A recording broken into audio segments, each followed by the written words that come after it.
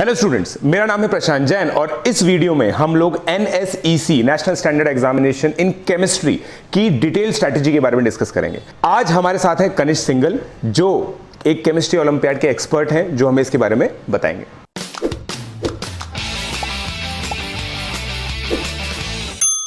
सबसे पहले मैं कनिष्क को इंट्रोड्यूस कर देता हूं। कनिष्क ने इस साल 12th क्लास की है और जेईई एडवांस के अंदर उन्होंने AI 237 और जेईई मेन के अंदर AIR 52 प्राप्त की है, जो कि काफ़ी अच्छा क्रेडेंशियल है। आने वाले टाइम में ये IIT दिल्ली से MNC के अंदर ग्रेजुएशन करेंगे। केमिस्ट्री ओलंपियाड की अगर मैं बात करूं तो क्लास 12th में रहते हुए इन्होंने 196 आउट ऑफ 228 मार्क्स प्राप्त किए हैं, जो कि काफ़ी अच्छा स्कोर है। उसके बाद इन्होंने स्टेज 2 भी क्लियर की और कैंप जो 3rd स्टेज होती है वो अटेंड किया है। ये एक काफ़ी अच्छा अचीवमेंट है और इन्होंने क्योंकि रिसेंटली केमिस्ट्री ओलंपियाड दिया है तो he is a very good person to tell you all about the detail strategy of chemistry olympiad. तो सबसे पहले पेपर के लेवल की बात करें तो जेईई मेन और एडवांस से अगर कंपेयर करें तो ऑलमोस्ट मेंस जैसा ही होता है। पेपर का लेवल एडवांस जैसा तो बिल्कुल ही नहीं होता है, और क्योंकि सिंगल चॉइस क्वेश्चन ही होते हैं सारे, तो ये रिलेटिवली ईजी ही पड़ते हैं। ज़रूर कुछ क्वेश्चन ऐसे होते हैं कि जो एडवांस में भी नहीं आ सकते, मतलब बहुत ही एब्स्ट्रैक्ट टाइप के क्वेश्चन होते हैं, तो उनकी आपको ज़रूरत भी नहीं है तैयारी करने के लिए। लाइक आप 2-3 क्वेश्चन का रख सकते हैं मार्जिन, जो आपको बिल्कुल छोड़ने पड़ेंगे, ब्लाइंडली गेस करना पड़ेगा एक तरह से। तो अगर पेपर पैटर्न की बात करें तो there are 80 question each of 3 marks, तो टोटल इज 240 मार्क्स, एंड ये पेपर 2 घंटे का होता है। सो अगर प्रिपरेशन स्ट्रेटेजी की बात करें तो 12th क्लास वालों के लिए बहुत ही ईजी होता है, क्योंकि आपका पूरा कोर्स हो चुका है नवंबर तक, एंड केमिस्ट्री ओलंपियाड में कुछ अलग आता नहीं है, कट ऑफ भी बहुत ज़्यादा जाता नहीं है, तो आप आराम से क्लियर कर सकते हैं उसे। और अगर 11th वालों की बात करें तो 12th का ऑर्गेनिक बहुत ही मेन पोर्शन होता है NSEC में, मतलब मैक्सिमम क्वेश्चन जो ऑर्गेनिक के होंगे वो आपको 12th के ऑर्गेनिक के मिलेंगे। तो 12th के organic is like must to clear NSEC। And 10th class वालों के लिए भी 12th का ऑर्गेनिक बहुत ज़्यादा होता है।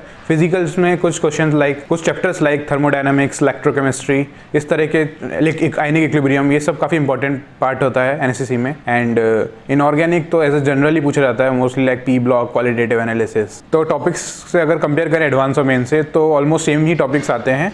कुछ 1-2 क्वेश्चन अजीब होंगे थोड़े, बाकी एडवांस में बायोकेमिस्ट्री एक टॉपिक होता है जो लोग मोस्टली छोड़ देते हैं, तो ये भी NSEC में पूछा जाता है। बाकी ऑलमोस्ट ये मेंस का जो सिलेबस होगा ऑलमोस्ट वही सिलेबस NSEC का होता है। और अगर इंपॉर्टेंट टॉपिक्स की बात करें तो like ionic equilibrium, electrochemistry, thermodynamics, organic में रिएक्शन मैकेनिज्म बहुत ही इंपॉर्टेंट पार्ट है, और बायोकेमिस्ट्री, एंड इनऑर्गेनिक में qualitative analysis and P block. और अगर बुक्स की बात करें तो फर्स्ट स्टेज में तो लाइक आपका एडवांस वाला या फिर मेंस का जो भी हैगा उसी से काम आपका पूरा हो जाएगा। सेकंड स्टेज में जरूर आपको थोड़ा एक्स्ट्रा पढ़ना पड़ता है। लाइक ऑर्गेनिक में आपको क्लेडेन काफ़ी मतलब अच्छा पार्ट प्ले करेगी as a book, and inorganic में कॉटन एंड विल्किंसन पे आपको कुछ टॉपिक्स कर सकते हैं। एंड फिजिकल केमिस्ट्री में Peter Atkins is like a very good book. इसमें आपको ऑलमोस्ट सारे टॉपिक्स मिल जाएंगे जो आपको उसमें पूछे जाएंगे और काफ़ी अच्छे लेवल पर दे रखे हैं। एंड में मैं बोलना चाहूँगा कि केमिस्ट्री ओलंपियाड का फर्स्ट स्टेज क्लियर करना तो बहुत ही आसान चीज़ है। मतलब आपको अगर आप आंध्र प्रदेश या राजस्थान या दिल्ली से हो तो कट ऑफ जरूर थोड़ा हाई जाएगा, जिसको MI बोलते हैं, और बाकी बिहार यूपी में तो कट ऑफ काफ़ी कम जाता है। तो it's like easy stuff in Bihar and UP. और राजस्थान में बहुत ज़्यादा टफ नहीं होता, मतलब आपको बस आपको सिली मिस्टेक रोकना है